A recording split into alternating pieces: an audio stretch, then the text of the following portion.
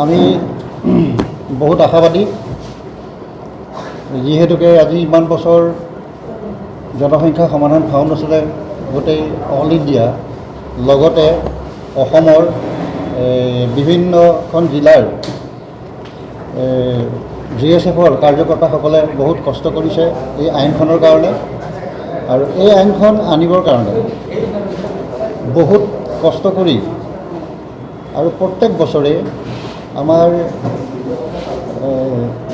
11 July তাৰিখটো প্ৰত্যেক বছৰৰ 11 জুলাই তাৰিখটোত আমাৰ এটা হেৰি কৰে মানে বিশ্ব জনসংখ্যা দিৱস আমাৰ এইটো পৰ্ব অনুষ্ঠিত কৰে আৰু ইয়াৰ থ্ৰুদি আমি সকলো কাৰ্যকৰ্তা গোটেই GSFৰ সকলো লগ হৈ একেলগে আমি এখন মেমৰেণ্ডাম ছাবমিট কৰোঁ আমাৰ DC থ্ৰুদি আৰু আমি মানে ভাৰতবৰ্ষৰ লগতে অসমৰ ভিতৰত আমাৰ মৰিগাঁও জিলাৰ GSFৰ সকলো বিষয়ববীয়া কাৰ্যকৰ্তাসকলে আজি ইয়াতে এই মিটিংখন অনুষ্ঠিত কৰিলোঁ। অনুষ্ঠিত মিটিং শেষ হোৱাৰ পিছত আমি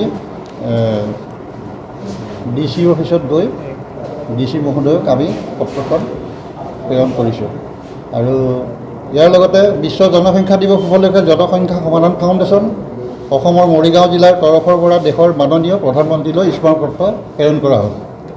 দেশত এখন আমাক কঠোৰ জনসংখ্যা আইন লাগে, যিখন আইনে আমাৰ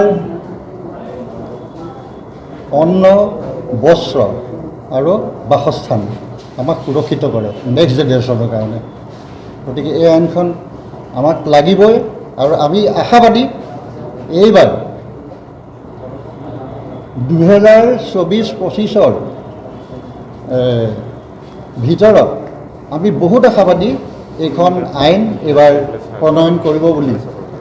গতিকে আমি সেইকাৰণে সকলোৱে একত্ৰিত হৈছোঁ আৰু সৰুশেষত সকলো সাংবাদিক বন্ধুলৈ মোৰ আন্তৰিক শ্ৰদ্ধা জ্ঞাপন কৰিছোঁ। আমাৰ যিহেতুকে এখন ষ্টেট কমিটি আছে আৰু লগত দিল্লীত যিখন আমাৰ চেণ্ট্ৰেল কমিটি আছে, যদি তেওঁলোকে কিবা পদক্ষেপ ল'লে আমাক নিশ্চয় জনাব।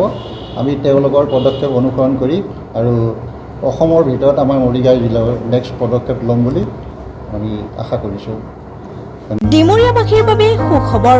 সোণাপুৰৰ তেতেলিয়াত মুকলি Aditya clinic and diagnostic centre.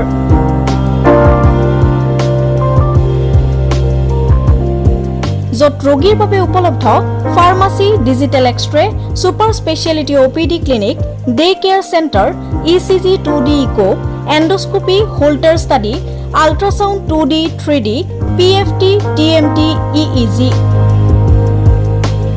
বিশেষকৈ হৃদৰোগৰ সকলোবোৰ পৰীক্ষা নিৰীক্ষা কৰিব পৰা ব্যৱস্থা উপলব্ধ আদিত্য ক্লিনিক এণ্ড ডায়েগনষ্টিক চেণ্টাৰত। উপলব্ধ উন্নতমানৰ মেচিন। দৈনিক 8 বজাৰ পৰা সন্ধিয়া 5 বজালৈ অভিজ্ঞ চিকিৎসকে প্ৰদান কৰিব চিকিৎসা সেৱা। উপস্থিত থাকিব বিভিন্ন গুৰুত্বপূৰ্ণ বিভাগৰ চিকিৎসক যেনে মেডিচিন, চাৰ্জাৰী, গাইনী, শিশুৰোগ বিভাগ আৰু অন্যান্য। যোগাযোগৰ নম্বৰ 9365560093 অথবা 6002154585।